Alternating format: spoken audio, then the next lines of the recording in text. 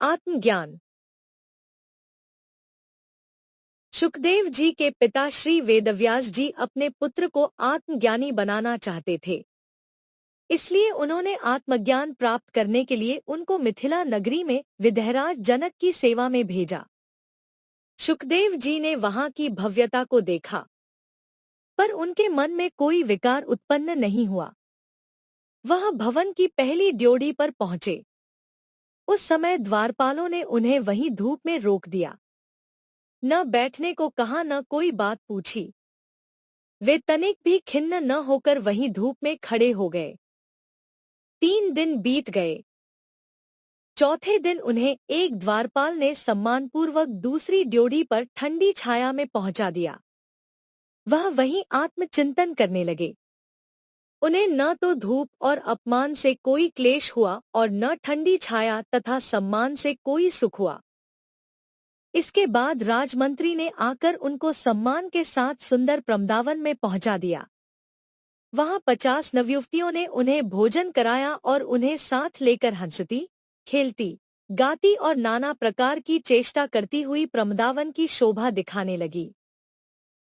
रात होने पर उन्होंने सुखदेव जी को सुंदर पलंग पर बहुमूल्य बिछौने बिछाकर बैठा दिया। वे पैर धोकर रात के पहले पहर में ध्यान करने लगे। रात्रि के मध्य भाग में सोए और चौथे पहर में उठकर फिर ध्यान करने लगे। ध्यान के समय भी 50 युवतियां उन्हें घेर कर बैठ गईं। परंतु वे किसी प्रकार भी सुखदेव जी के मन में कोई विकार पैदा नहीं कर सकी।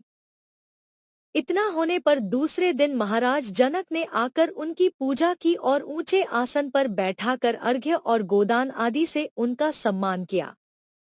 फिर स्वयं आज्ञा लेकर धरती पर बैठ गए और उनसे बातचीत करने लगे। बातचीत के अंत में जनक जी ने कहा, आप सुख दुख, लोभ क्षोभ, नाच गान, भय भेद सबसे मुक्त परम ज्ञानी हैं। फिर भी आप अपने ज्ञान में कमी मानते हैं। इतनी ही कमी है। आप परम ज्ञानी होकर भी अपना प्रभाव नहीं जानते। जनक जी के बोध से सुखदेव जी को वास्तविक स्वरूप का ज्ञान हो गया। कहानी समाप्त हुई। कहानी आपको कैसी लगी? लाइक या अनलाइक करें, कमेंट करें, सब्सक्राइब करें, मित्रों को शेयर करें। धन्यवाद।